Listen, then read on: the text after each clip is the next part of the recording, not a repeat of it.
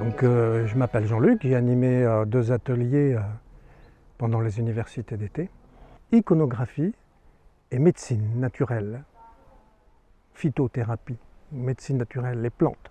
L'iconographie, pour en parler le plus simplement possible, ça a à voir avec les formes, le symbolisme et l'esthétique en général. Donc on s'est mis un défi de 2 heures de redéfinir l'esthétique du monde de demain. Donc on a mis la barre très très haute, mais en 2 heures on a pu dessiner, on a pu modeler et prendre contact avec le monde des formes. Tout est forme en mouvement, la vie est forme, en mouvement et en processus. Une petite graine c'est un petit point, après c'est une tige, c'est une droite. Ensuite, il y a des feuilles, c'est des plants. Et puis le fruit, c'est un volume. On peut le voir comme ça, comme la vie se développe avec des formes. C'est une espèce de réalité majestueuse en fait. Pourquoi on travaille ça? Parce que, au fond, dans chaque civilisation, à toutes les époques, dans tous les endroits de la planète, l'être humain a fait iconographie. Et donc c'est une activité qui est hors temps, hors espace, qui est presque inhérente à l'être humain. Et donc on récupère les éléments progressifs de chaque civilisation, de chaque époque, pour les projeter dans le futur. Il y a des éléments qui ne servent pas, il y a des formes qui ne servent plus, qui sont non progressives, qu'on doit laisser pour la prochaine civilisation qu'on attend. Des formes, on va dire, pyramidales pour les organisations, ça commence à moins marcher, tout le monde l'a clair ça. Donc c'est que, bon, il y a énormément à ce niveau-là. Donc, il y a les formes qui sont externes, il y a les formes aussi mentales. La forme, comment est-ce que je suis plutôt carré, plutôt rond, pour schématiser. Donc voilà ce qu'on travaille en iconographie. L'idée de vraiment prendre les éléments progressifs de toutes les civilisations, synthétiser et les projeter dans la civilisation qui va venir, en termes de forme. Ensuite, pour la médecine, moi je ne veux pas passer pour un expert, je suis vraiment un petit apprenti dans toutes ces choses-là. Mais il y a beaucoup de significations dans ce travail et la médecine depuis toujours s'occupe de la douleur de l'homme, de l'être humain. Et cette impulsion de trouver des réponses pour soulager la douleur de l'être humain, ça a beaucoup de sens. Et ce sens, actuellement, a dévié à cause de l'argent, à cause des fois de l'ignorance, à cause de beaucoup de choses.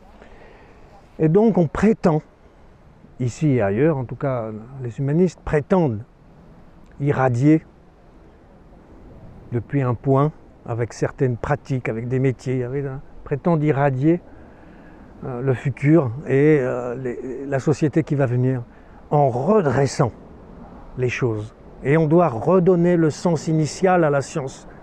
Initial dans le sens, préoccupons-nous de la douleur de l'être humain. Et bizarrement, ceux qui s'occupaient de ça depuis la nuit des temps, ils cherchaient des élixirs de jouvence, des élixirs d'éternité, des choses. Ils n'ont jamais réussi, mais ils ont fait avancer la médecine. Et donc on est un peu là-dedans, nous. Mais voilà, c'est surtout à voir avec des choses plus de signification. On ne prescrit rien, on ne guérit pas les gens. Non, on travaille la matière, on travaille la transformation de la matière, la stabilité de la matière. Et quand on parle de matière, on parle aussi de son propre corps, de la nature. Et le corps fait partie de la nature. On est dans la nature. Ça, c'est important de souligner qu'on travaille. Il y a une opération extérieure et il y a une signification intérieure. Quand on purifie le laboratoire, ça a de la signification. Quand on commence à extraire l'essence, le principe actif de la plante, c'est presque lui extraire son âme, parce que c'est ça le principe actif. Ça a beaucoup de signification.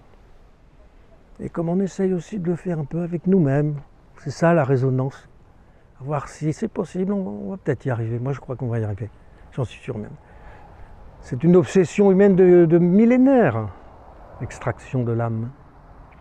Et bon, tout ça, bon, après ça se complique, hein. Mais c'est par là c'est comme ça qu'on travaille la médecine naturelle. En fait, les raisons de faire ces métiers-là, on peut se proportionner soi-même, acquérir plus de soins, plus de proportions, apprendre à suivre un projet qu'on appelle nous permanence. Il s'agit de travailler en équipe, d'apprendre à travailler en équipe, dans une bonne ambiance. Que le travail ne soit pas laborieux et souffrant en attendant le divertissement ou le farniente, comme une vie pendulaire comme ça, où travail, souffrance, farniente, plaisir. Ça n'a aucun sens, ça. La possibilité de s'épanouir à travers un métier, de goûter, de faire quelques expériences pour en avoir au moins une petite idée de qu'est-ce que c'est que ces métiers qui transcendent les âges, qui transcendent les espaces. Déjà, je suis très surpris qu'en même pas 2 heures, on ait réussi à produire quelque chose. J'ai été surpris de ça parce que j'ai un peu cette idée que tout ce qui est lié à la pharmacopée est très lent, très long, complexe. Et là, en même pas 2 heures, on a fabriqué des pastilles. On a travaillé en l'occurrence sur la cannelle et le clou de girofle, et qui sont 2 essences qui agissent sur le système nerveux, l'une étant un stimulant et l'autre plutôt un apaisant. On a constaté ça instantanément, et puis chacune des opérations a son corollaire dans le psychisme, effectivement. Ce qui en est ressorti, c'est d'abord le fait qu'on porte attention à ce qu'il se passe dans le monde interne, en fait. C'est l'opération qu'on fait à l'extérieur avec la matière, dans ces différentes opérations qui sont très structurées et qui résonnent quelque part dans le psychisme. Et c'est là-dessus que l'attention se porte. Alors l'ambiance qui a régné dans cet atelier était particulière parce qu'on abordait des thèmes à la fois très profonds, très techniques, et en même temps de le faire avec beaucoup d'humour, beaucoup de légèreté, et on a senti quelque chose de très doux dans les relations entre les différents participants. Donc c'était très agréable. La construction de la nation humaine universelle, c'est imparable. C'est imparable, ça va arriver. Avec plus ou moins de soubresauts, plus ou moins de difficultés, mais ça va arriver. La chose, c'est qu'est-ce qu'on met là-dedans pour moi? Qu'est-ce qu'on va mettre comme contenant, comme contenu de cette nation humaine universelle?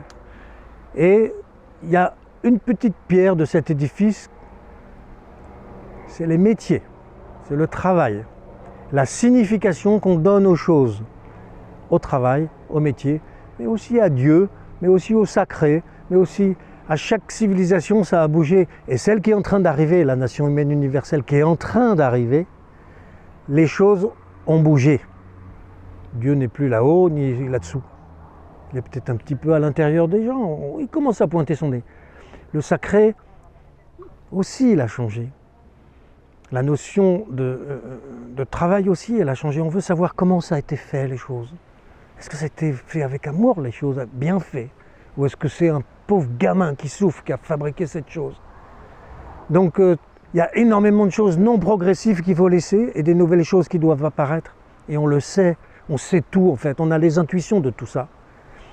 Donc, moi je m'occupe de cette petite pierre qui est redonner du sens à la science à travers la médecine naturelle, redonner du sens à l'esthétique à travers l'iconographie, redonner du sens au rituel à travers la parfumerie et redonner du sens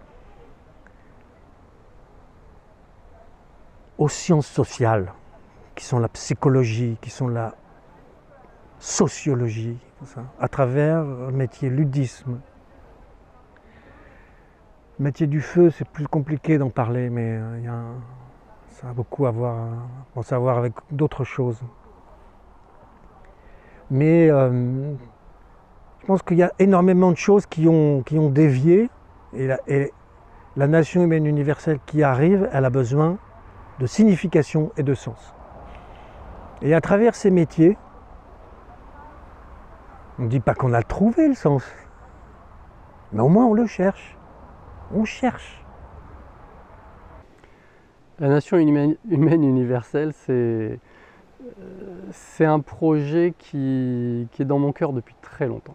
Peut-être qu'ici, il y a la possibilité que cette idée se propage et que ce projet rentre effectivement dans l'imaginaire de certaines personnes.